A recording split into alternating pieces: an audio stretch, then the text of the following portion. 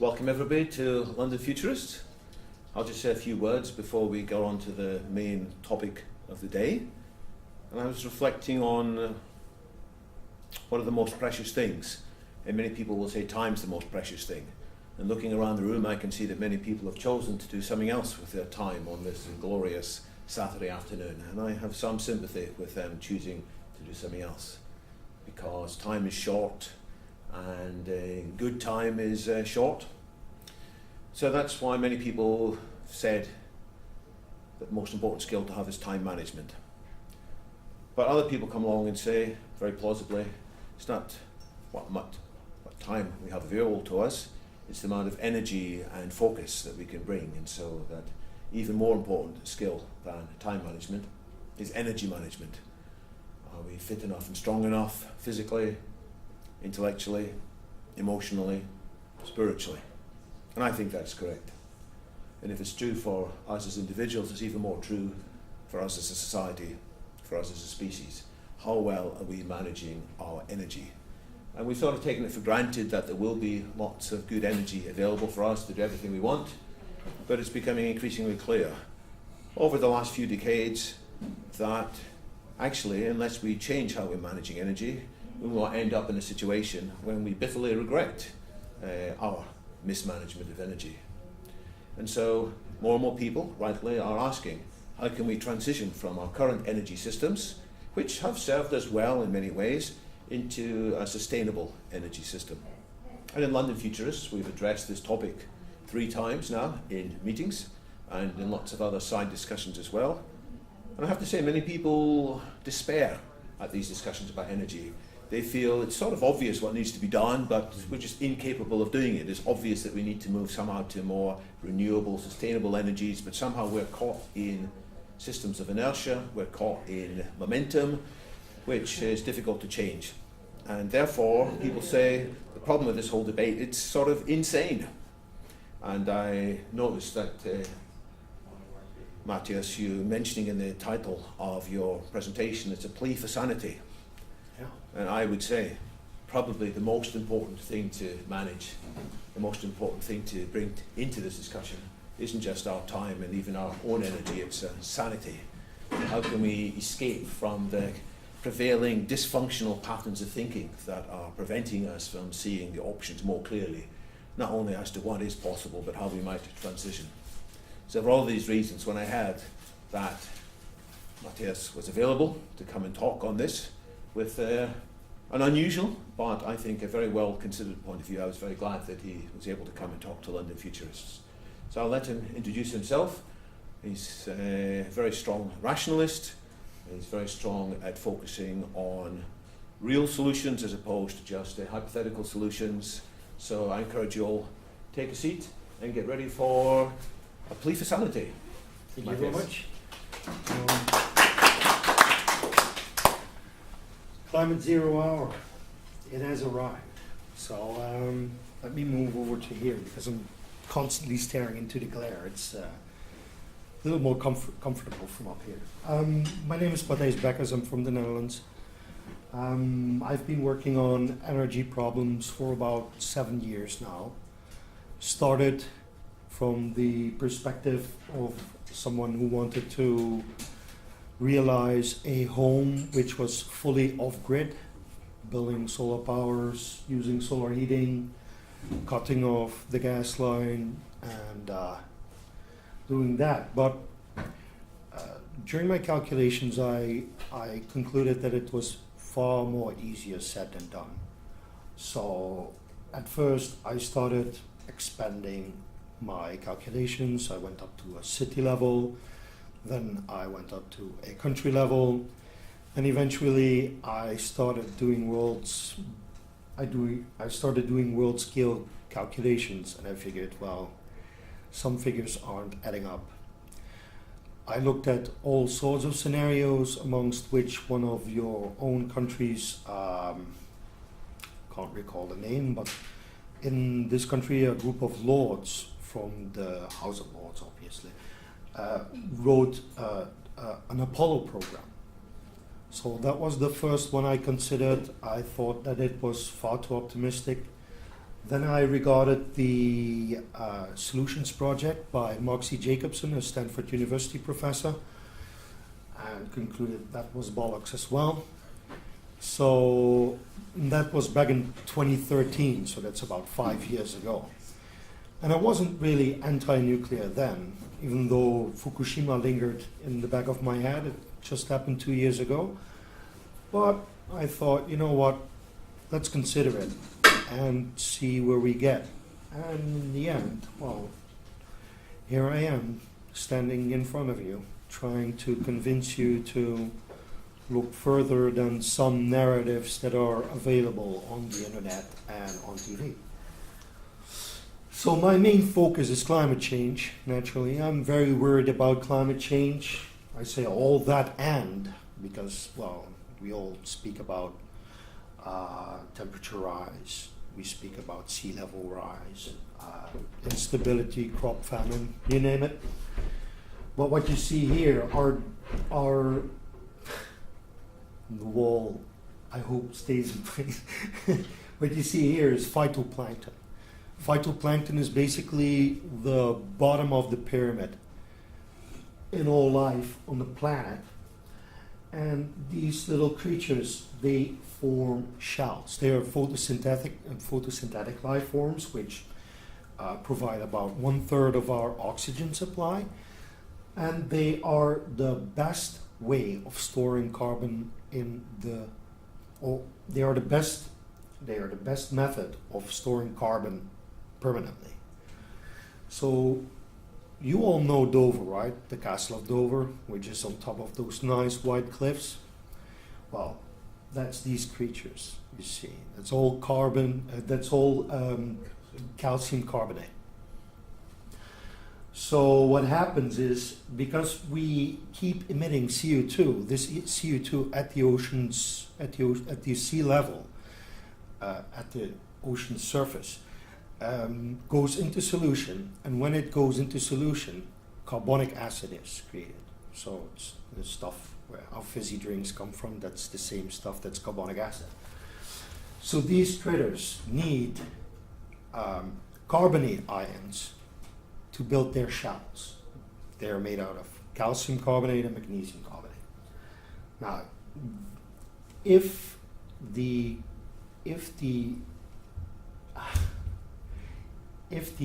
percentage of carbonic acid goes up, so the pH goes down, these creatures find it increasingly more difficult to create these shells. And we are now at a pH of 8.1, and if we drop below a pH of 8, these creatures might stop building shells altogether.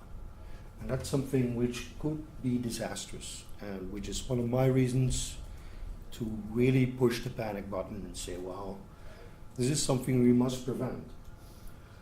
So my focus is on phytoplankton.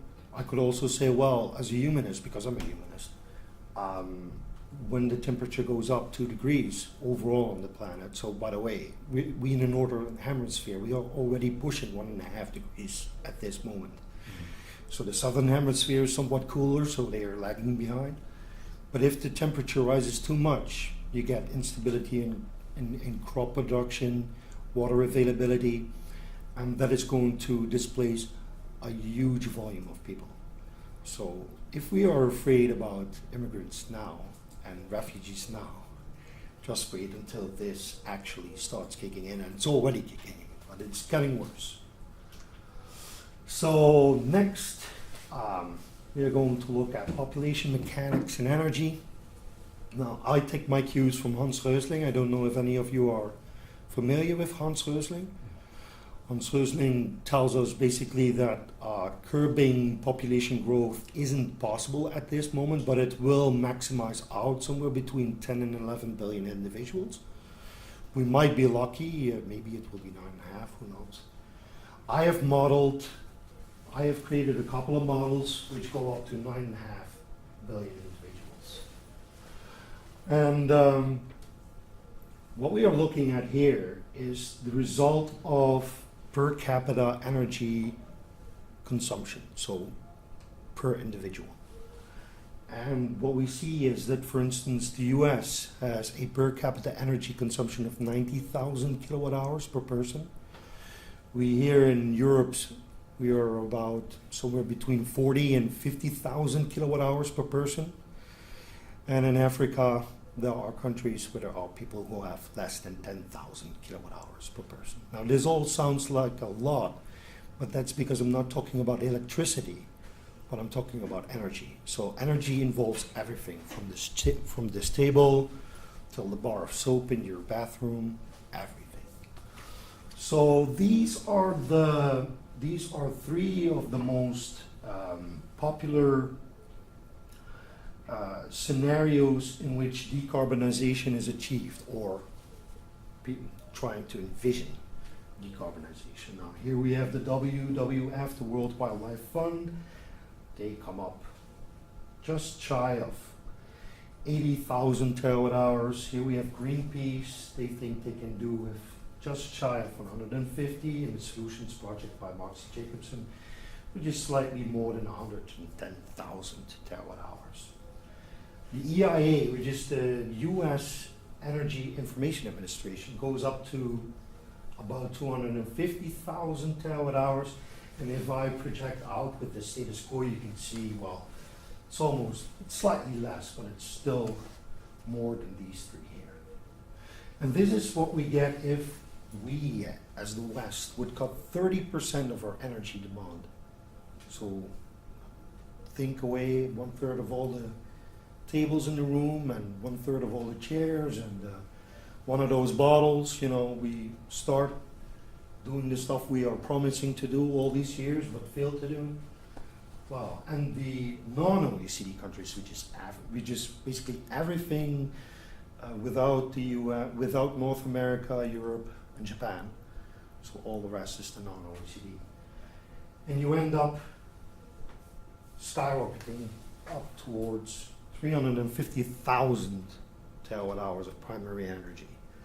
Just to give you some perspective, electricity production all over the planet is half of 50,000. It's almost 25,000 terawatt hours. So if we want to electrify everything, we should improve our electricity production by a factor of 10, just to get somewhere near here.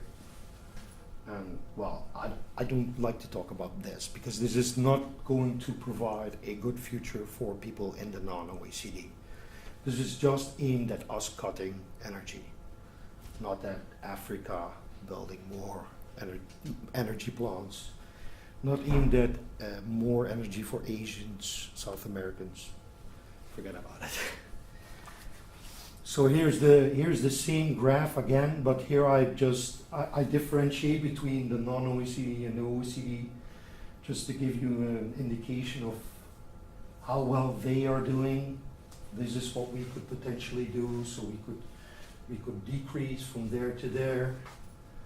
But in the bigger picture, those 2 billion people who are coming on top of the 5.5 billion people which live in Africa, Asia, and South America.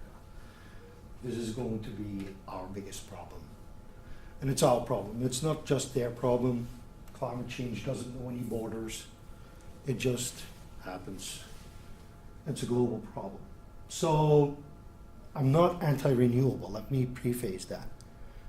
I am for renewables. I think we should deploy as much solar, as much wind, as much geothermal, and as much hydro as we possibly can, within certain bounds, of course.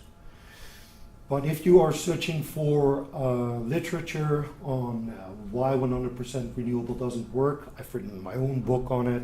I'm not going to put it here, but I suggest you look up those papers. They are very good. And here is here's Mark C. Jacobson. So Mark C. Jacobson has written a paper to which this is a direct response. And you see he has chosen to single out Christopher Clack, who was the main author of Clack et al. 2017, and file a lawsuit because he thought there was libel in the paper, which was obviously not true. I've read both papers. I wrote a critique on this paper. I assessed this paper. I read that paper. So what he was doing there, well, he was just deflecting, trying to save face, and in the end, he retracted, which was probably what his solicitor told him to do, or his, what is it, barrister in the UK. Well, we have both. Yeah, so but the solicitor doesn't help you in the courtroom, right? No, the barrister does that. Okay. So in this case, it was probably his lawyer. I also want to tell you something about anti-nuclear mantras.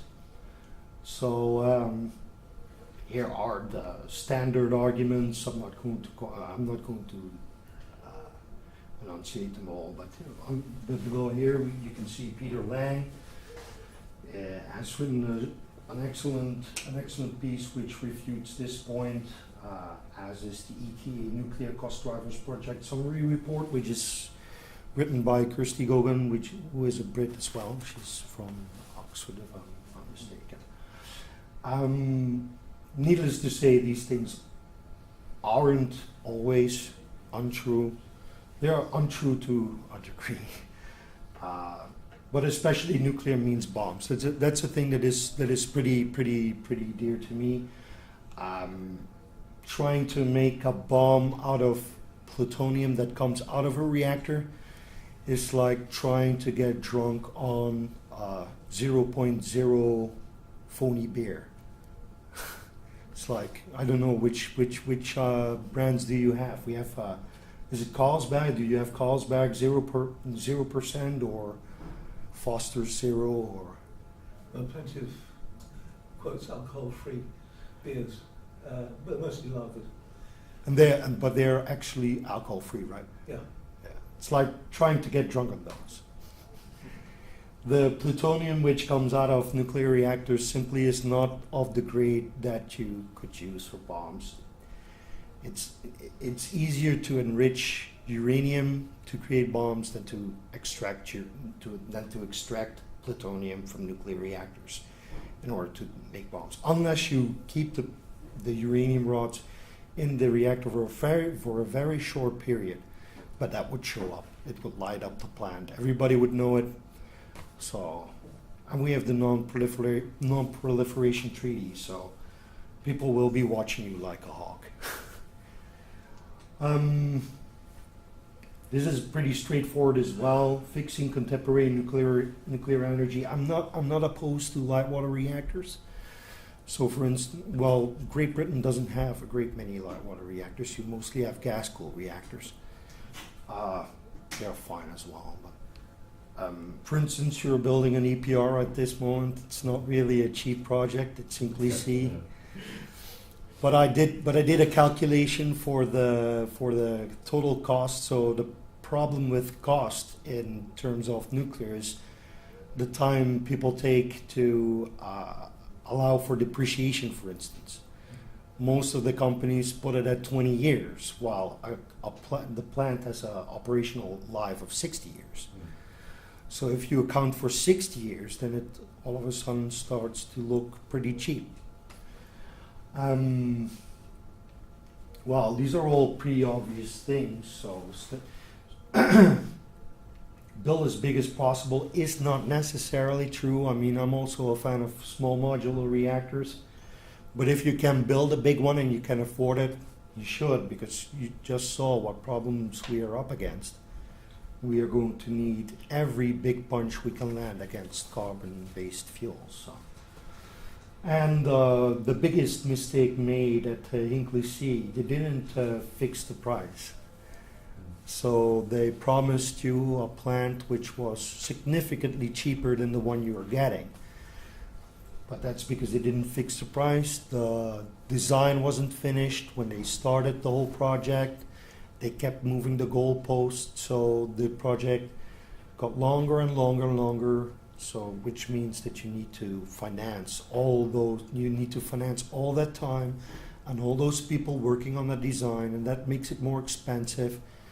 it's really not a smart thing to do. So I applaud the Brits for continuing with the project. We are really going to need the plant regardless of how much it's going to cost, and I understand that Wilfa B is going to be even more expensive at somewhere between 20 and 25 billion, which is a smaller plant than Hinkley C. But on the other hand, let's be fair, the Brits can carry the load.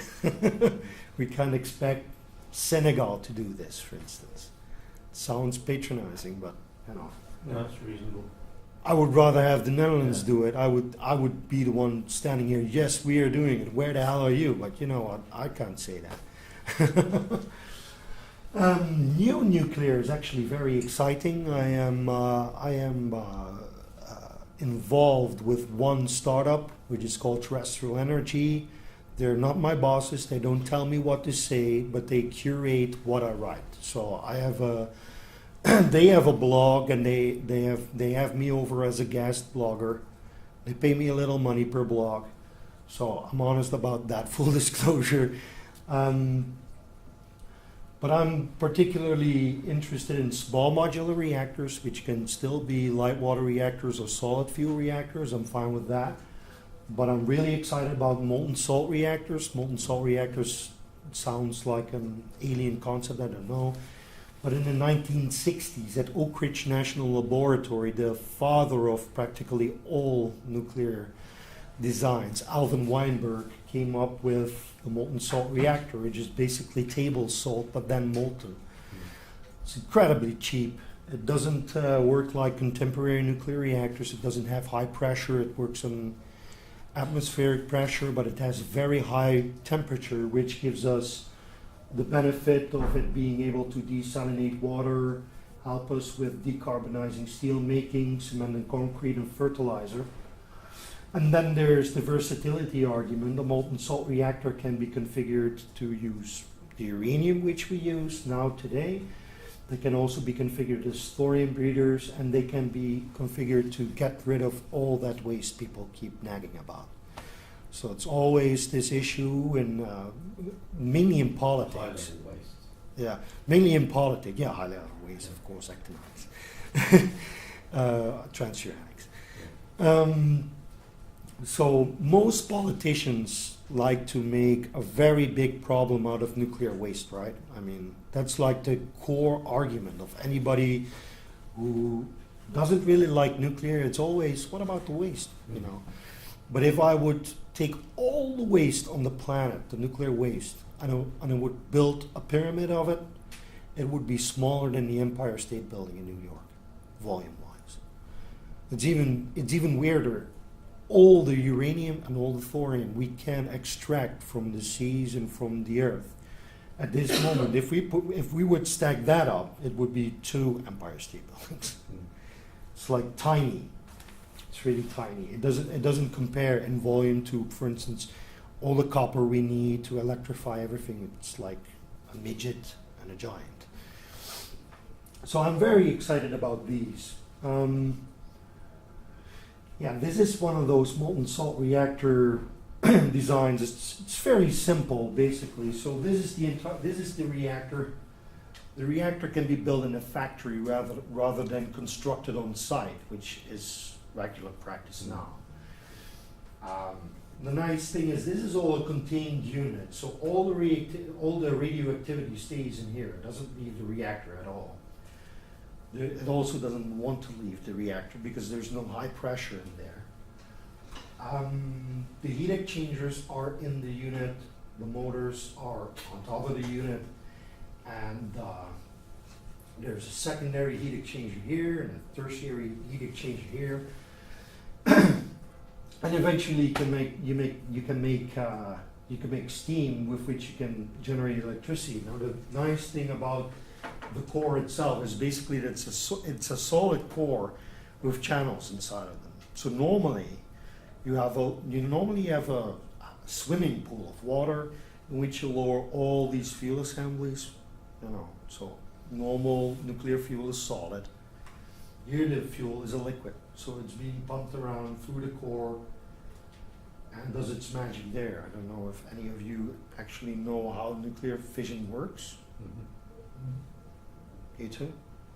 We're good with it. Roughly. Roughly.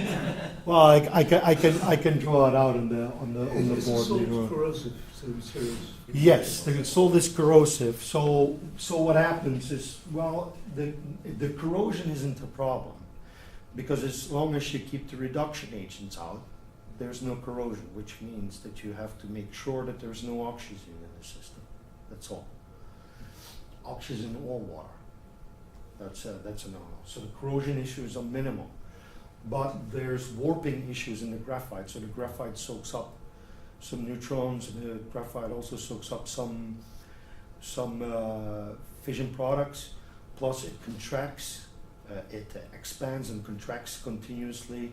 So there is an issue with the structural integrity of the core, mainly of the graphite core, not so much the core unit.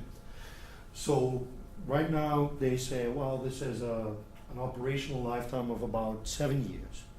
So what happens is, after 7 years, to lift this out of the cradle, put it into a silo next to it, put a new one in, pump the fuel over, and then restart the thing. Now they have not yet figured out how to recycle the graphite, but that's one of the core the core issues, of course. But it's better practice than we have now, because it doesn't leave us with high level waste, for one. And it leaves us with much less fission products, because the fission products can be extracted, especially the neutron poisons like xenon and krypton. So the burnup is higher. So normally we use about 3% of the uranium which is present in a nuclear reactor. Now that's perhaps double. It's still not a lot. But with reprocessing, which is not the same as reprocessing as we are doing now, we can basically burn everything without leaving any high-level waste. So that's pretty good. So Yeah. the graphite that we haven't figured out how to recycle, is that still a nuclear hazard, or is that kind of It's radioactive, yes. okay? And So- in terms of volume, is that far higher than the kind of waste you'd expect? No, much smaller. Okay. Much smaller and much more manageable, because it's a solid. It doesn't go anywhere. It's not particularly hot, so you don't have to cool it. It doesn't want to go up in smoke, so it's basically inert. So that's great, actually. We just have to figure out how to basically crush it, filter out the fission products and the carbon-14 that is produced during operation, and then reform it into a new core. So that's ongoing research. A lot of stuff in nuclear is always ongoing research. Well, here are my strong points of nuclear. On the long run, it's pretty cheap. I think that one of those molten salt reactors may cost less than $1 billion. It's not a big unit, it's a small unit. So we're talking about 400 megawatts thermal or 190 megawatts electric. So big units are like 1,000 megawatts or a gigawatt. They come in at $5 billion, $6 billion, if they are on budget. So not like Hinkley C, which then turns out to be a lot more expensive. Well, one of the nice things, it's practically always on. The only moments it gets shut down is mostly planned maintenance. The third point is something which is very dear to me. Nuclear waste is only waste if we waste it. So we only use 3% of the fuel currently, and people are thinking about taking the 96% or the 97% that we haven't used, stick it in a barrel and throwing it into a hole into the earth. That's a cheap cop-out. That's a political thing. That's like, you know what, we don't like the research, we don't want to do that stuff. We are literally going to waste it. So the things that people are afraid of generally, which are cesium, strontium, and iodine, they actually have value. You can use iodine for cancer treatment. You can use strontium for palliative treatment if you got bone marrow or bone cancer. And cesium can be used as a heat source for a nuclear battery in space exploration. Additionally, there's a lot of fission products and isotopes in there that could be used for other space exploration or other medical uses, not medicinal. And well, this is something which gets overlooked often. It looks like the broken window fallacy. I know. Anybody know the broken window fallacy? Well, it's not that bad that we broke the window, because now somebody has to repair it, right? So it's making a good thing out of a bad thing. Right, yeah. So the long-term economic benefits are huge, because a nuclear power plant actually employs up to 1,000 people per plant, and power plants pay huge taxes. So that's a part of a high energy price, if the price is high, because it's all relative. And there's a crap ton of suppliers required to keep such a plant running. So the economic benefits are spread out, they are wide, and they're deep. And that's something which is particularly appealing to me when we're talking about nuclear energy. Breaking the narrative. So the narrative is basically now built on what you see in most newspapers, what you see most politicians talk about. We want 100% renewables. That's our goal. But the question is that really what we should be aiming at? What is our goal? My goal is making it out of the 21st century relatively unscathed, with 10 billion people living in more prosperity than we have 7.5 billion people living now. And I believe that nuclear should be a part of that future. I don't believe that future can be attained without it. That's the interesting statement. I don't think that it's going to be done without it. It's almost impossible. The trouble with nuclear is as I believe, base load. You can't turn it up and down. No, that's not true. No. Most boiling water reactors can ramp up and down simply by changing the reactivity in the reactor. And many nuclear power plants in France, one in Switzerland, are adapted to changing demand, so they can respond quite quickly. The reactors we have in the UK tend to be operated as a fixed output system. The CGRs. So that's where that kind of idea comes from. Yeah, but it's not necessarily true. Yeah. Nuclear can be built to load follow if necessary. Yeah.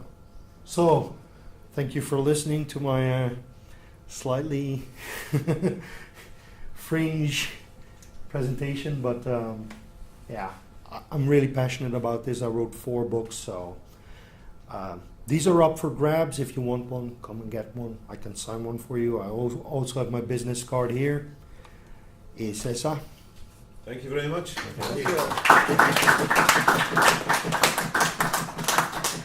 How much are you selling the books for? Nothing. Nothing. These Wow.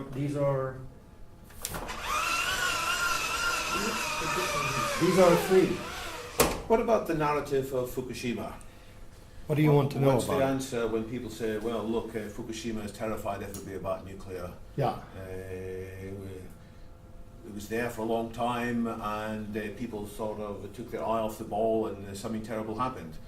What's going to prevent similar things happening with other nuclear plants? Yes. What's your answer? So I happen to know somebody who does something about the safety at Fukushima right now. Her name is Barbara Judge. She is actually a British lady. Yeah. She is a British lady, a lady. And she told me this. Suppose that you have 2 hypothetical situations. and it's fairly dumbed down, but you have two families driving on the road, and there's a defect in the car which is going to manifest itself. The people can hear it, and one of the families will continue on driving, ignoring the problem, and the other family is pulling over and calling road service in the UK. RAC. Yeah. Okay, they're calling them. Rescue, Who ends up living, right? yeah. It's that simple. So what happened at Fukushima is, first of all, a travesty. Not really. It's also a tragedy because people died. But it's first of all a travesty because they have been warned for years that their flood defense was inadequate. So what they did to build the plant was they removed some of the seawall in order to be able to lift heavy equipment in, and they forgot to rebuild the seawall afterwards.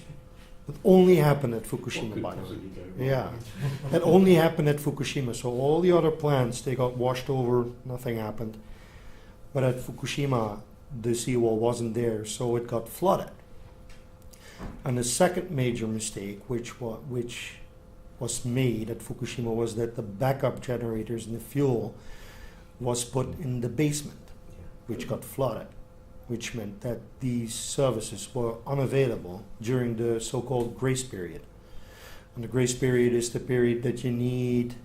So after you have a shutdown, an unexpected shutdown, you have to just keep pouring water over that reactor to cool down and let the residual heat cook off, basically. And those services were unavailable. And well, safe to say that TEPCO, people who were responsible at TEPCO, they are not there anymore. And but they were human beings, and human beings occasionally make mistakes. yeah, We all thought Japanese engineering is fantastic. Look at all the wonderful things that Japanese companies do. not necessarily so. No? So what's going to prevent other human beings in the future that we might have a good Well- regard for just making a mistake, whether it's a foolish mistake or a more subtle mistake in design, which is then caught out by some unexpected. Well, the precautionary principle tells us that never can happen, but what they did do is they built a pretty comprehensive plan Yeah.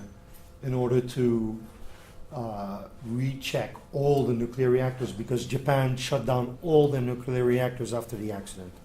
None of them kept running.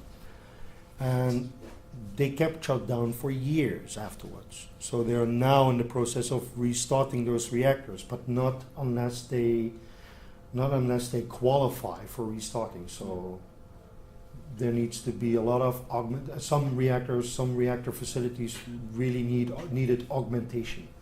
Let's shut down the projectors. Yeah, please. Neither of us are being dazzled here.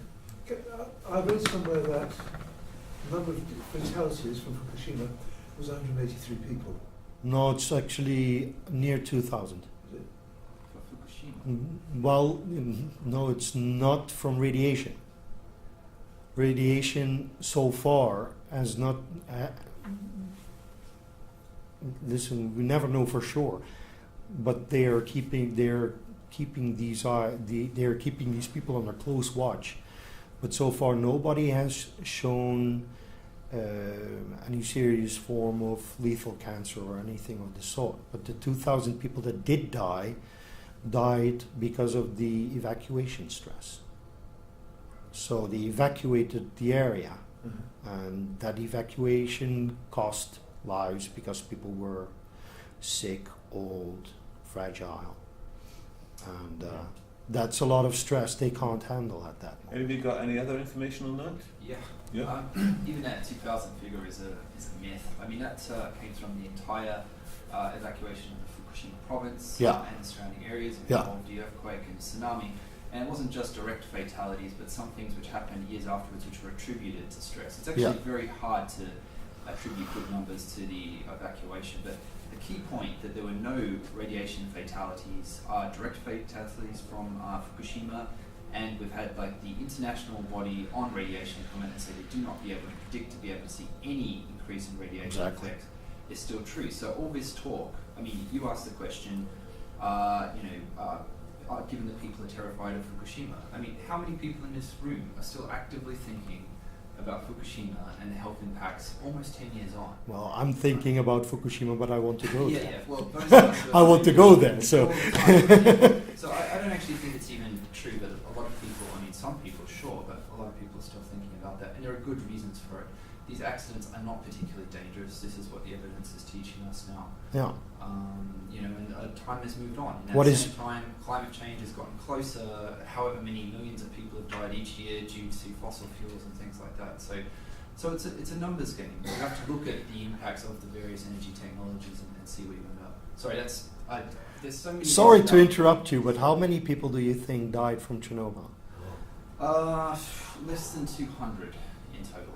They say that some people say 4,000, but they misread that. Yeah. It's actually 4,000 possible cases of treatable thyroid cancer, Yeah. of which less than 9% actually die. Yeah, 50 direct fatalities, Yeah. and then a number of child thyroid cancers which followed up. But as you actually correctly pointed out, most are actually treatable. Yeah. And the radiation community periodically revisits it.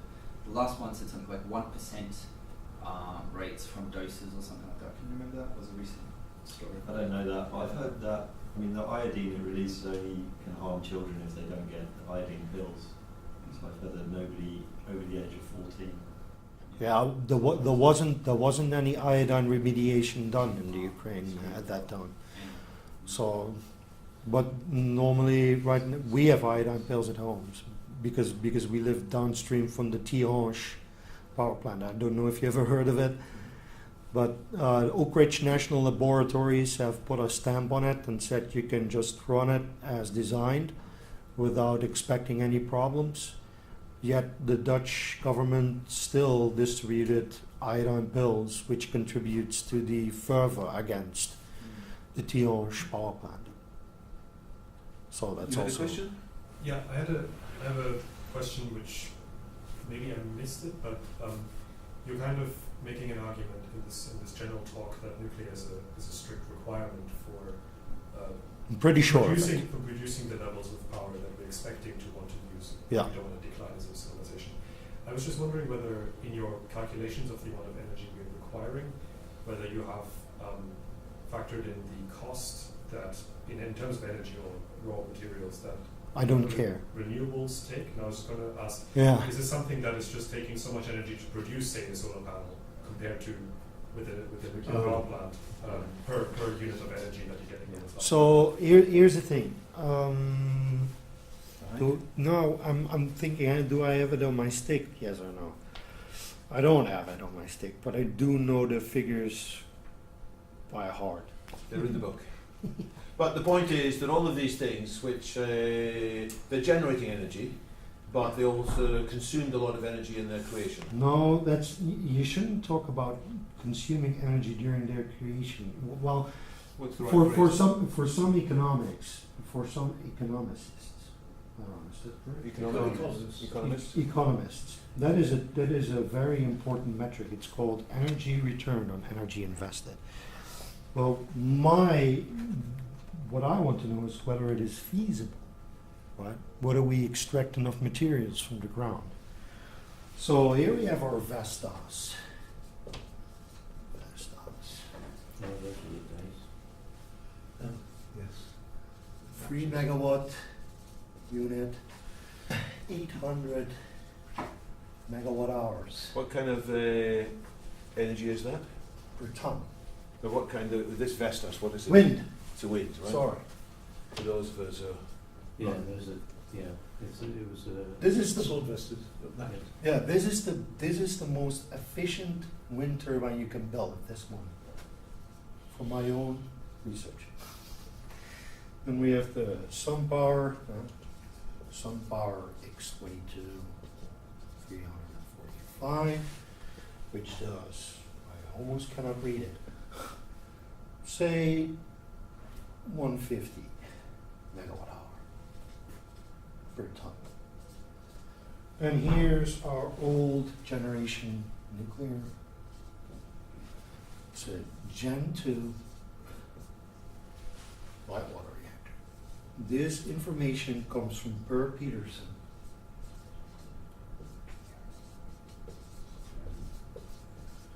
He is a professor at Berkeley University. So we have 800 megawatt hours returned per ton of materials invested. We have 150 megawatt hours per ton of materials invested, and we get megawatt hours per ton invested. You all read that? 2,250. So at least it's 3 times as much as the wind and 10 times more than the solar. So, for instance, another big problem is copper, right? So doesn't that just mean you have to run them for longer and eventually they pay back? No. This is quite simple. These two have a functional lifetime of 25 years. And here comes the kicker. I've given these a capacity factor of 35% for wind and 25% for solar. This is generous. Yeah. This is generous. I've given him a lifetime of 60 years, which is not even generous because some are already pushing 80, and a actual capacity factor of 90%, which is realistic. Yeah. And then talk about copper. Copper, that's my thing. So, But just to make sure we understand the conclusion of this, so it's a certain cost to manufacture them. What materials cost. Materials cost. And are you saying that the amount of that's not factored into all the calculations about the Well, it's a factor. yeah? Steel, copper, the usual building materials. Concrete. Concrete, cement. Yeah. And you said copper for wiring? Well, there's a lot of copper in there's not a lot. And so the copper burn in a Generation 2 light water reactor is in the generator. Lots of spools, lots of coils. The same can be said for the wind turbine, but because the yield is much lower, the copper use efficiency is also much lower. And the copper usage in solar panels is actually not really that impressive. We are literally talking about grams per panel. Most of the weight of a panel is actually glass and aluminium. And then also what they've done in desert is to have the mirror Solar concentrating power. concentrating power, yeah. Not really. That's one of the worst. Performance-wise. Yeah, it doesn't perform really well. And it zaps wildlife. It literally is an Archimedes death ray. So what do the renewables enthusiasts, if I can call them, what do the renewable enthusiasts say in Nothing. response to these? They ignore it. They just say, well, it's the cheapest. We will figure out a way to extract all that stuff. They just ignore it. That's the narrative. Well, some people's narrative. So when you're saying per ton, I think this is really useful. I've never seen these figures, so that's really awesome. I was just wondering when you're talking about the Gen 2 having a far higher efficiency per ton, I would argue that of all of these like as you call them products, the Gen 2 has arguably the most complex logistics chain by far. Absolutely. And the cost in energy to, for example, enrich or I'm not familiar with the process. I just know that it took a lot of energy in the past. Do you have any comments on that, or any numbers, or any thoughts? Is this just No, but it's certainly more complex than the supply chain of a wind turbine. Could I give one? Of course. Because a lot of this, a lot of the EROIE stuff really gets translated into the carbon emissions per kilowatt hour. Yeah, Right, it's a little bit more complicated, but all these things are summed up because they're life cycle estimates, absolutely. which go in there. And the life cycle estimate for nuclear is basically the same as wind, right? And it's 10-ish, 20-ish grams per 10 and kilowatt. 20, it varies depending on the plant Yeah. and some of the factors which go into it, but that's actually 4 times lower than the widely quoted estimate for multi-crystalline PV panels. Yeah. Right? So So these sums have been done. They've been done by expert bodies like the IPCC and other research things. It's not just Thies' numbers here. It's backed up by many international institutions. Yeah. So in the copper thing, can I move on, David? Yeah, sure. So the copper thing, that's a little bit of ambiguity here, because not all technologies use the same amount of copper. Some panels use less, some windmills use less. There's also windmills that use neodymium, which pushes the copper usage down, but neodymium is especially hard to get, so that's a bit of a mixed bag. But here we go. So renewables, on average, use about 5 tons of copper per megawatt. Megawatt. So here's the thing, we produce about 19.4 million tons of copper per year, right? Only 3%, 3 to 6%, depends on which year that you take and which body. Only 3 to 6% of this 19.4 million goes into renewables at this moment. Okay. So if we consider, for instance, Marcy-Jacobson's curve, which goes something like this, and timeline-wise, it ends by 2050. So here's 2025, right, like that.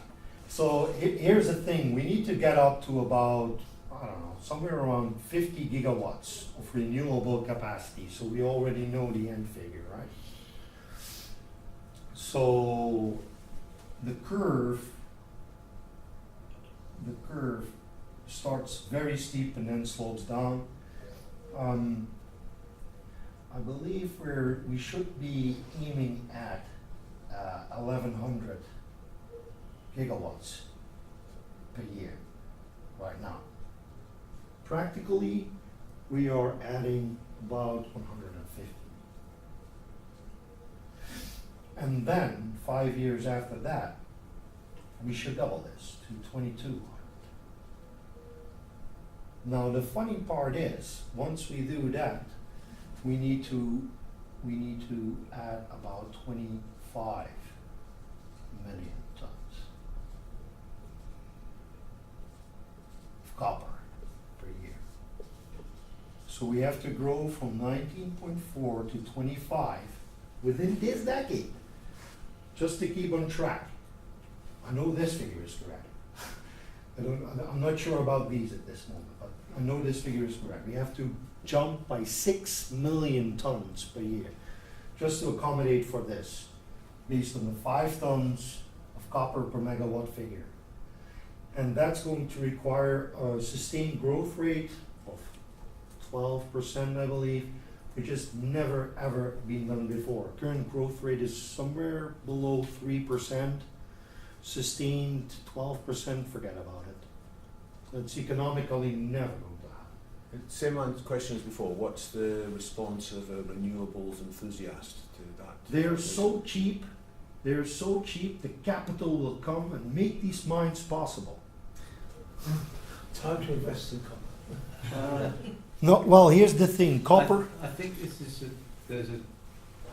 it's a dangerous thing to put a straw man up and say a renewables enthusiast, some mythical person, will give you that answer, because you're arguing with something that doesn't actually exist. I think the issue that your information is highly technical, and I suspect several of us in the room are fairly technically grounded people. So we don't need to be argued with at that level. I get it. The world at large is a more complex entity. They don't get this. And there's, my perception is there isn't really a sense of urgency about the problem that needs to be solved, and that lack of a sense of urgency is because of defects in human psychology, basically. Right. The question I would like to ask of someone is, how do we get to a rational energy system from where we are today, in terms of the way you need to persuade people that it's an investment worth making? Yeah, that's a question I'm still asking myself as well. Yeah, it's a difficult question. Because I know I know the technical arguments to, say, listen, deflate the hubris about 100% renewable, just add nuclear to the mix, bunch them together, and make sure that we learn how to deploy them in unison and work from there, right? Yeah, that's essentially what thoughtful environmentalists have been saying for decades. Yes, like Mark Linus or George Monbiot, for instance. Yeah. So, and the calculations in sustainable energy without the hot air, which came out in 2005, something. Yeah, not so long ago. Yeah, It's a shame he died. it's a great shame he died. Yeah. But essentially, his picture basically says what you need is a mixture of a whole load of solutions, including nuclear. If you don't want nuclear, you've got a problem. What about the slowness of creating these nuclear power stations? Hinkley C is taking forever. Yeah. What's a better example? If that's a bad example, I did the analysis. I analyzed all the nuclear power plants ever built, and in the 60 were built within 5 years. Then there's about 225 built from 6 to 10 years, and then there's another 60 which were built way out of time. Hinkley C, kind of. So it's a very large contingent of plants which have been built within a feasible timescale.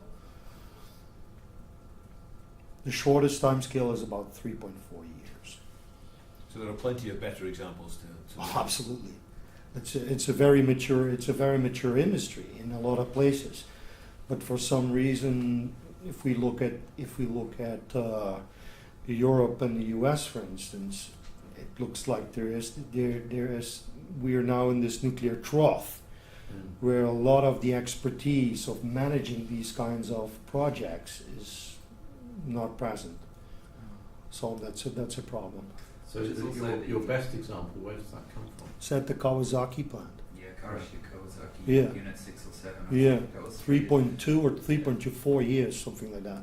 I mean, the picture is more complicated than that. So Naturally, yeah, lead time and such. Yeah, that's thinking about. But I mean, over time, reactors have gotten larger. So they started off maybe 200, 300 megawatts. Now the HPC first reactor is going to be 1.6 gigawatts. It's going to be a 3.2 gigawatt plant. Altogether, based on today's electricity consumption rates, if that plant was to go online tomorrow, it would provide 7% of the UK's electricity. So It's huge. Yeah, it's a massive chunk of it. Some people would say it's almost too big, actually. People who have run the numbers, they've looked at the countries which have added low CO2 generation the fastest to the mix. When you do that, nuclear and hydro by far come out on top, right? It's like No question. Faster than sun, faster than wind. I mean, these wind turbines that we're talking about average size of 3 megawatts. So, and of course, they have a capacity factor 1/3, 1/5 of a nuclear power plant. So you have to build an absolute stack of them. So you can make small additions of renewable generation quite quickly, but when you're talking about trying to decarbonise an entire electricity supply, the French basically decarbonised their entire electricity supply in 10, 15 years. Yeah, Mesmer plant. Exactly, just using nuclear. So if anything, it's the other way around, right? It's how can you add wind and solar quick enough to sort of decarbonise, right? And the answer is that you step up your capability. You simply add more capacity to add these things. Well, the same happens to be true for nuclear. We just have the track record of having been able to do it, proven in country after country which has tried it. So, I mean, there are a lot of general arguments. It's very hard to find one which really sticks. But I think Thies is absolutely right in the way he's approached this. One of the biggest problems is simply the polarisation which exists in the debate. You know, where people are pursuing certain options can do great in wind and solar in terms of making additions, especially in the UK. but they're leaving the other incredibly important parts of the energy challenge and the climate challenge unaddressed. And nuclear is a huge part of that solution. And I mean, sorry, I shouldn't keep talking. No, please do. No. It's very interesting. Yeah, This well, is a dialogue. We're not. yeah, I'm not. mean, I've seen this polarization in action. I mean, this is Jeremy Gordon and myself. We're at the World Nuclear Association.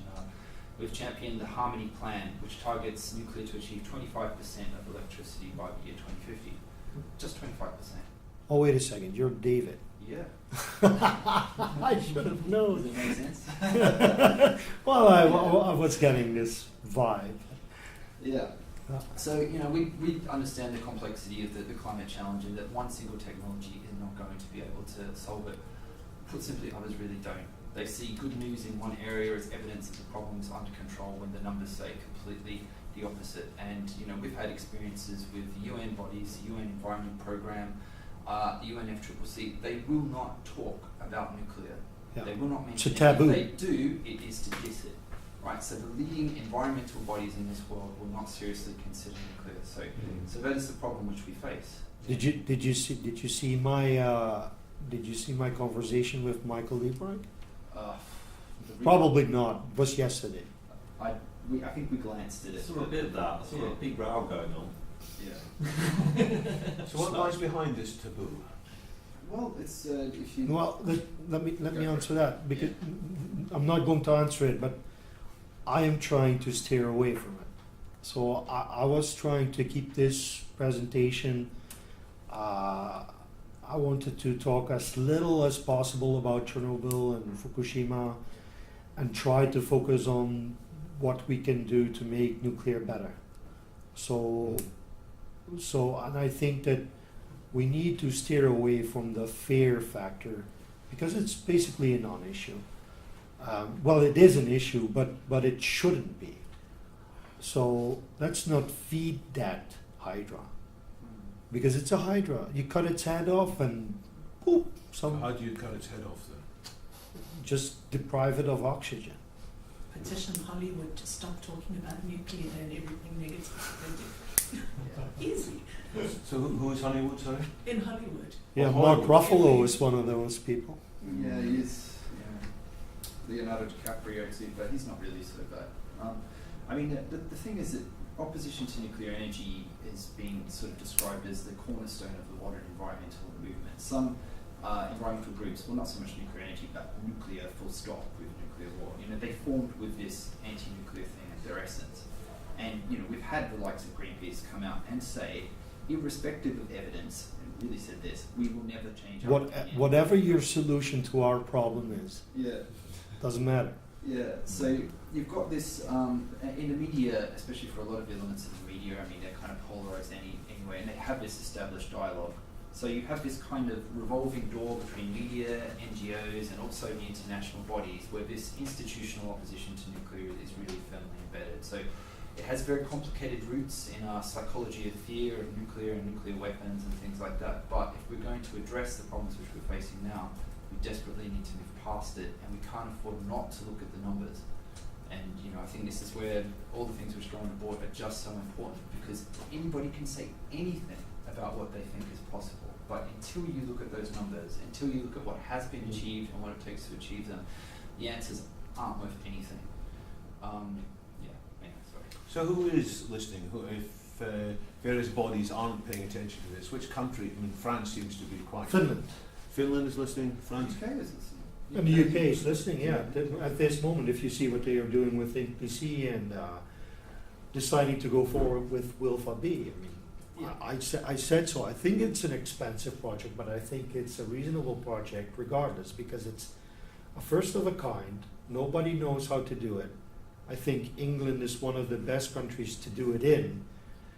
So for those like myself who don't know so much about Wilfa B, what it's an advanced boiling water reactor by Hitachi, right? Yeah, they have actually built a couple of those too. Oh, it's not a first of a kind. No, they operate in Japan, of course. That's the KK unit you were talking about. It's one of the reasons to be so excited about it, actually. So they won't build it in 3 years here, but they might still build it in 5 or 6. Yeah.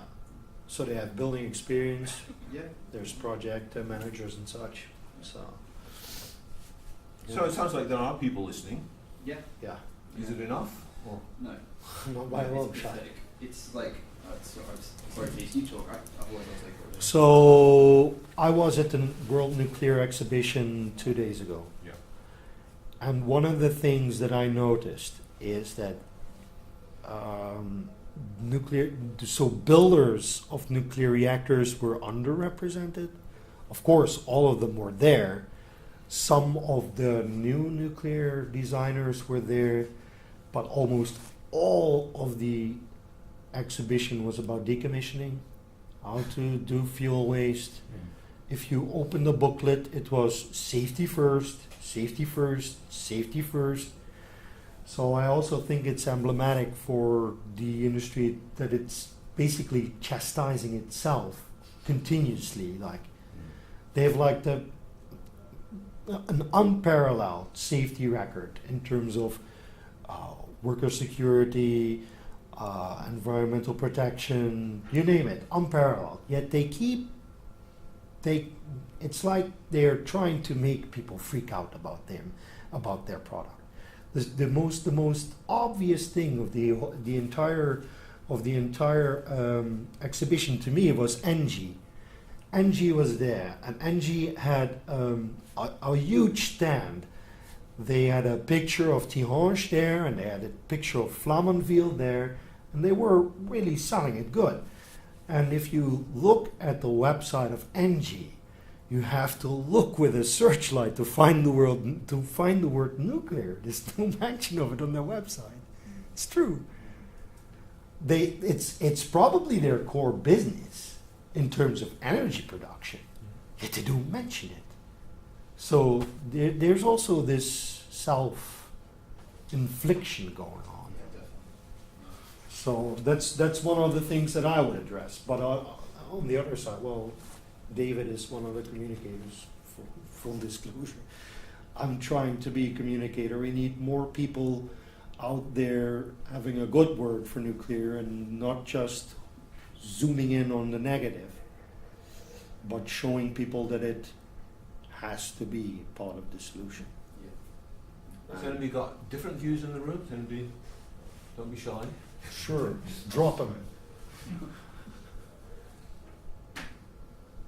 We I'm reached a consensus here. Yeah, I'm not afraid of a little bit pushback, but I'm afraid that the one who's giving the pushback is outnumbered. Have you given this talk to a room full of people who are unhappy about it? Slightly, yes. Slightly. So what do they say? A little bit glum. Facts. I don't know. I will consider them, Some of them turn around, like Neil, for instance. Neil is a shared friend of ours. He is sort of a ringleader in humanist circles in Watford. You know him too, David. Neil Emery. He was basically a fence sitter. He didn't really, wax poetic about nuclear, but he's turned around. He knows that it's absolutely necessary, and he doesn't. And I think I convinced a couple others too. Back then, Claire, I perhaps, remember, yes. Jane. Yes. Yeah. The talk you gave in Watford. Yeah. So I'm trying to do more of these. I try to, not to dumb you down, but I'm trying to dig deeper into communities and give these talks. And I have to admit, I have to become more proficient at giving them. So I'm inexperienced. I will be the first to acknowledge that. But somebody has to do it. It's a skill that's worth honing. Develop. Definitely. Yeah. Somebody has to do it. And, So what about the sheer cost of the electricity at Hinkley Point? And people saying it's gone much higher, and by the time it comes on tap, we will be paying much more for that kind of electricity. Depends on a number of things. Yeah. Depreciation, infrastructure, you name it. Well, there was an agreement about what I think they call it the strike price would be. Oh yeah, you have these. CFDs. Yeah, but you also have these energy. When the price goes down. Somebody hammers and it's his.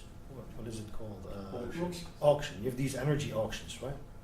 here in the Oh, UK. yeah, but that's Auction price?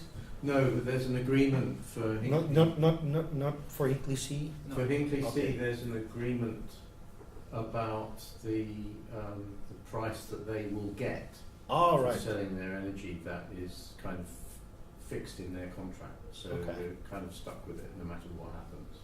Yeah, that's true. So that's just a bad contract, is it? Yeah, Not well, really, no. I don't think so. Sorry. it's a good contract if it allowed the project to go ahead. Well, it did. It Yeah, does. yeah. Bloody do it. So yeah. I think the key thing is that going into this wave of new build in the UK, the British government didn't want to invest any of its own money. It doesn't want to own anything nuclear because it's been a headache in the past and it Magnox, doesn't want to do it deck. anymore. So it wants private investment to do it. However, private industry didn't really want to face that kind of construction risk. Yeah. And so what's ended up happening is that state industries from France and China and so on have come along to do it. And so we're just allowing someone else's public to invest in our infrastructure instead. And of course they don't want to do it unless they're going to get a good rate of return. Yeah. And they're going to get about 9% rate of return. Is that what's And the happening at and that's Wilford where the as cost well? is. That's the cost. Yeah.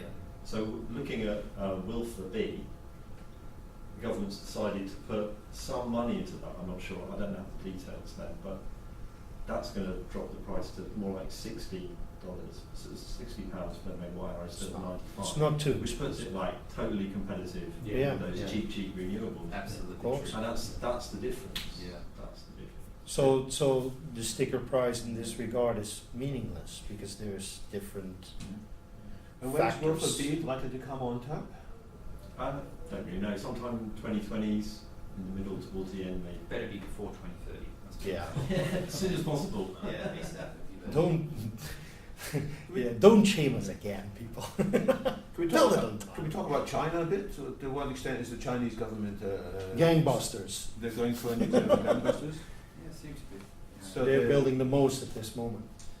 Yeah, we hope. I mean, it's been a dodgy past couple of years because the Chinese government haven't approved any new projects to go ahead. But everything we hear from the Chinese industry, especially recently, has been very positive. So they do have more reactors under construction than any other place in the world at the moment. They are expected to start, well, they said they're going to start construction on 8 this year and got to bring online somewhere probably about 6 new reactors. Or Amongst something which like the EPR touching on. that. The EPR has actually, the world's first EPR just started up yesterday. The Hinkley C reactor. Yeah, the same Right. reactor design which is going to be Started yesterday. Yes, it did. So it actually beat the EPRs which are in construction in Europe, which is that's an interesting story. Flamanville and Olkiluoto. Yeah, exactly. Yeah, so what we see is a recommitment from the Chinese to nuclear, and they just seem to be going for it harder and harder.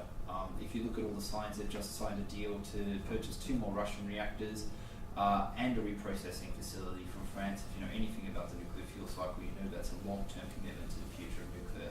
And they just bought a fast reactor as well. They have completely invested. Did they do a BN800? Sorry. Is it a BN800? It's the Russian one, so probably. Yeah. I'm not Yeah. sure which one. Yeah. Belyalsk.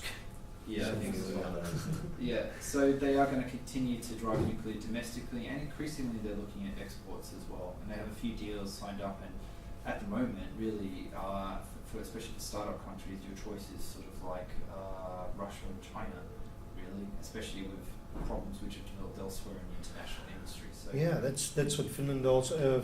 Do you know the name of the company? They're trying to build a VVR 1200 in Finland.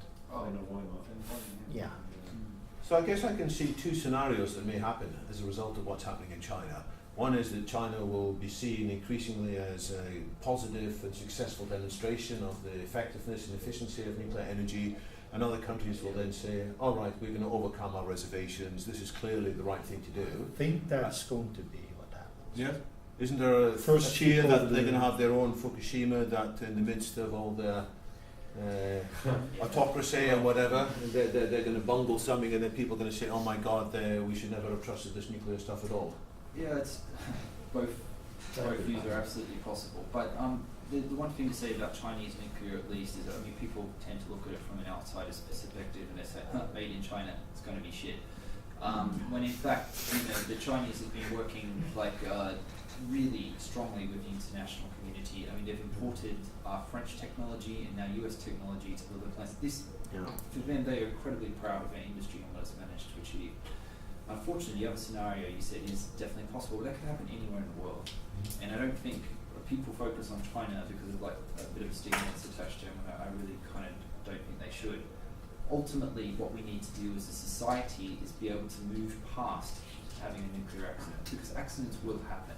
We can't get away from it, but if we continue to react to them absolutely hysterically, then we lose a lot of good progress and we set ourselves way back in terms of the environmental goals. So I think China's in a good position, and I think it's not so much that China's progress will prove to the rest of the world. What it's likely to do, and what we see happening at the moment, is actually good old-fashioned FOMO, and people are kind of looking and saying, shit, China's getting really good, leaving us behind, and people are really sort of trying to catch up and sort of do stuff about that. So, and this is really, that's what the geopolitical discussion about nuclear is about at the moment. Russia, China are running away with the nuclear game, US and Europe left with very little or closing things down. You're seeing the very first cracks in the US.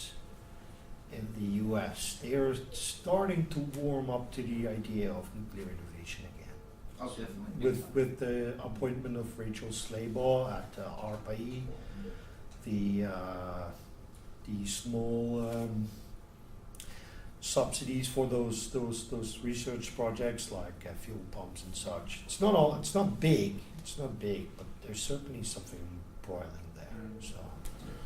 Whenever you hear Americans speak about nuclear, they're terrified of losing their leadership.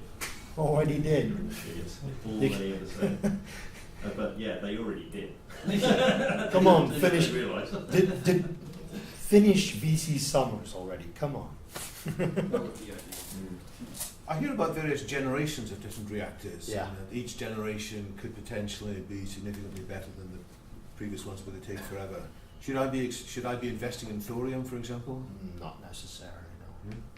Thorium, it has a vibe, but it's not better or worse than uranium or plutonium. It's just a popular thing to say. Yeah, I guess. Regular light water reactors are fine. I'm absolutely fine. Build another 100 or 200 AP1000s and Yulong ones and APR 1400s and whatever. Those are, by the way, generation 2-ish, generation 3, generation 3 plus reactors. And once we can mass produce whatever we can mass produce, whether it is light water, boiling water, molten salt, start doing it.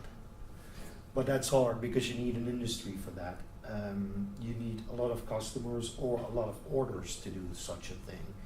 You can't just build a factory and then hope for purchases. Okay. That's not how it works. So it needs major investment to actually get into the game in the first place. well, yeah, if you can get units that cost less than $1 billion, then the startup costs become less prohibitive. And that's the moment when you might see more people stepping in and getting up to a point where such a factory becomes competitive. So what would motivate an organisation to decide that it... When the UK says we want to build 20 small modular reactors, So it has to that be would be it. It has to be a national policy somewhere. A national policy or a company backed up by a nation. Definitely. Yeah. It's actually one of the really interesting points of the entire nuclear debate, because a nuclear power plant and nuclear program is probably amongst the most regulated state-controlled thing you could possibly imagine. In the UK, all the sites are selected, technology has to be licensed, a site has to be licensed, and things like that. But these projects are supposed to compete in quote-unquote deregulated markets, Yeah. right? Which are which are dominated by private investors putting their capital and expected to get kind of returns. But you can't even have a nuclear program in a country without like a policy sort of stating that. And if you look at trying to introduce the technology, then there's a whole bunch of infrastructure markers which a country has to basically meet before the international community will even look at trading with you, or treating you seriously. They'll help you to reach those markets and things, but before you can buy the technology. So it does definitely have to have government sponsorship to get a nuclear program. That problem will not just solve itself, and you cannot leave it to the market to sort it out. It won't happen. I am, however, confident that once such a first step is set, then it will take over. Probably. Then once you have your first 20 built with that kind of capabilities, then there will become a wider market for it. Yeah. That's a given. But we first have to get there, and let's not be overly optimistic before we reach that point. We will be somewhere at around 2030. That's very optimistic, I think. How do you regard nuclear fusion in all of this? Is this a red herring and a distraction? Yeah. Yeah. In the same way that the renewable enthusiasts say that nuclear energy is a distraction and No, that's different. Yeah. Well, yeah, for one reason, nuclear fusion is such an exotic thing at this moment. Nuclear fission is proven. Yeah. We have 70 years experience in doing it. So there's no red herring there. We've proven that we can decarbonize countries of tens of millions of people by deploying what people now consider to be ancient technology, which in my eyes is perfect. So if you had $100 billion of budget to spend on research, you'd put all of it into I would put most of it in nuclear fission. Yeah, I'd put some of it on infrastructure and solar heating, but that would be it probably. Probably something which would augment thermal processes, and I would look at transportation. Transportation of nuclear fuel. No. The that's energy cost of transportation. Yeah, transportation is the hardest by far. One of the hardest to decarbonize things. People wax poetic about BEVs, but that's a whole other can of worms. So what are we going to do with aeroplanes? And how do we, that kind of question? Synthesized fuels is probably your best bet. The electric plane crashed, didn't it? So there was an electric plane with it. Well, You can do it at small scale. they could probably make a reliable electric plane, that's fine, but how do you power it? I mean, a battery is just a very low energy density carrier. So you have comparatively high weight, and you have very low energy density, which makes it basically a non-starter for an airplane. I mean, the airplane needs to be as light as possible. And how much is it? 1/3 or 1/4 of, no, 1/3 of, or half of its starting weight at the tarmac is actually fuel. I mean, and that's like 50 joules per kilogram. I mean, the battery's like 1/10 of that. And you don't even lose that weight as you fly. Yeah, you keep dragging it along. Well, that's something against electric cars, really. You've got a huge amount of weight. This can be dragged It's a very hard problem to tackle. So of the 100 billion, you put some of it into looking at alternative means to power transport. Yeah, that's probably one of my long cables plugged into the mains. Hyperloop. So, time moving on, and I think there's one or two things we should briefly discuss before we wind up. Sure. I'm interested, what are the future scenarios that we should be thinking about? I mean, we've touched on a few. Are there other things that people in the room might want to call out as possible things to make happen or to avoid happening in the next few years? Well, I'm not a seer or somebody. But the futurists don't but say they know the future, but they see possible futures. If I consider current publications, I would say Davis et al., which you had on your slide earlier. Mentioned earlier. That's one which has been published just this week, which is written by a host of experts, and they basically foresee a grid which is in which there is still some gas, There is carbon capture. There is a lot of synthetic fuel fabrication. There's some wind, some solar, nuclear. There's also demand-side response. It's probably going to be a spaghetti of everything. Nobody is going to really let loose of his own baby. Everybody is and let's face it, diversification isn't necessarily a bad thing. I mean, we need options. So I think it will be a little bit of everything, but I do hope that at some point nuclear will achieve a breakthrough and starts to actually step up to the plate and do again what it has done in the 60s, 70s. And when do you think that public shift in public zeitgeist? Within now and 20 years. But that's going to be too late if it's going to take 20 years. Yeah. But luckily the companies are not sitting still. Okay. Everybody. Maybe not. There's levels on the public acceptance scale. There's levels of public acceptance, right? Yeah. So there's public acceptance, we hate this so much we want to shut it down. Then there's public acceptance of we know nothing about this and we don't really care until somebody makes us care, and then there's love and adoration. Now, I mean, at this moment, within Europe, really it's a replacement game, right? So, or a long-term operations game. Nuclear supplies about 25% of electricity, 27%. If it continued doing that at the year 2050, well, according to our harmony target, we're actually quite happy with that. Yeah. So, and the existing plants in Europe, most of them, not in the UK's case, but they could operate for another 20, 30 years quite happily, maybe even longer. So it might be a question of just extending their operation. In the rest of the world, though, it's a question of introducing nuclear technology for the first time. And it's more about government acceptance. Yes, definitely. They have government-controlled markets, but you've also got people who are desperate for development opportunities. For them, the name of the game is still about development, etc. And in the countries which have made progress with it, they've actually got pretty good public understanding and things like that. So progress can be made.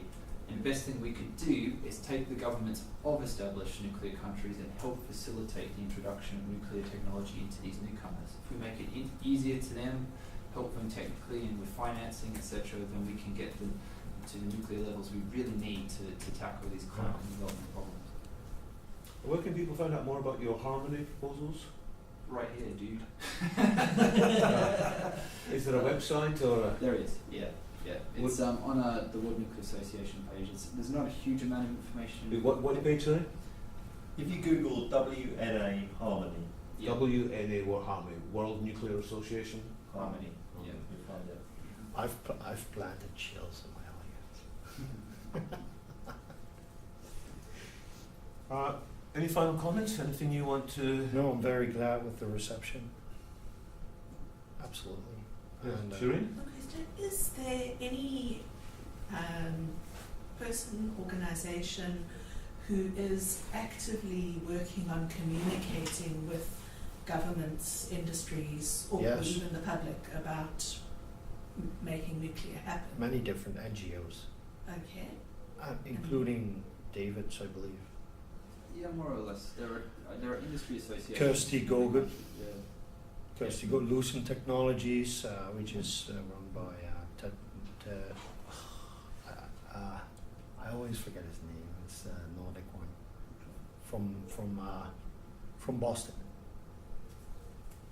And have they put out any results of So, for instance, yeah. responses that they get and Can I put the screen up again? Yeah, sure. just all of that? There it is. This one, the ETI Nuclear Cost Drivers Project Summary Report. That was written by Eric Solheim and Kirsty Gogan, and it's a report to the UK government about the possibility to reintroduce a learning curve in nuclear. Mm-hmm. And do you know what a learning curve is? Yeah. Okay. So this is one of the most recent ones. This is just this is an academic paper about how nuclear costs have been driven up and how we have lost learning curves. And benefits. And you had the other references on there, the 2018, the Davis et al. Is that the one you said was a few days ago? Yeah. Right. So are they generally getting a positive response to these papers? Yes. Okay. Reception is overall pretty good, but it doesn't. The question is, does it get translated into policy, right? That's the trick. Somebody can say, "Oh, what a wonderful presentation you gave," but what happens next? That's the trick. It definitely depends a lot on what country you're in. Yeah. Like, if, it's like, so in the UK, the nuclear case seems to be pretty well made. If we're having this conversation in Belgium, Germany, or Switzerland right now, it's like it's an uphill battle. And those throughout the European Union and Europe, the countries have put in place wildly different policies and trajectories. Switzerland and Austria are even trying to take Hungary to court over building a nuclear power plant that they have been planning for ages. Yeah. So it's wildly different. Yeah. Depending. It's all over the board. Very ideological. There's an interesting initiative between some pro-nuclear countries out there. Because, I mean, at the international level, when you're talking about energy and climate challenge, there are plenty of countries who are anti-nuclear. There's a handful who are very vocal, like Switzerland, like Germany. Yeah. And they'll turn up at the debate and they'll close it down whenever nuclear comes along. Yeah, we won't play if you talk nuclear. And they just shut it down. They're like, it's renewables, renewables, renewables, and they won't hear anything else. It's mantra. Yeah, and they've kind of managed to dominate the debate, but it's gone on for such a long time that we're just losing the battle now, the battle against climate change. But there are some countries who've basically had enough of that.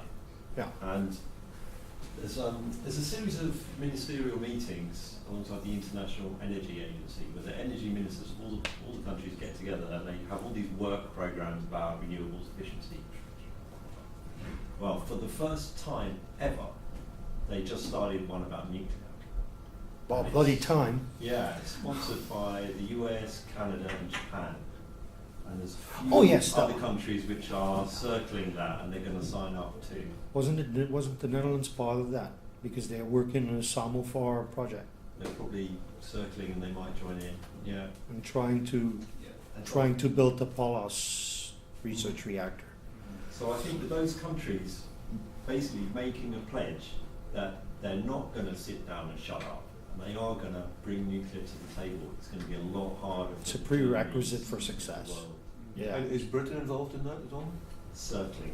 Well, that's a good note in which to end, I think. It's a note of optimism there. Yeah. So I want to thank you very much, Yeah. Tiz, for talking us through. We captured this on camera, and so hopefully at least bits of it will go out and we'll have wider ripples in the months and years ahead. Yeah. And that people can have a look at your book and even take them away.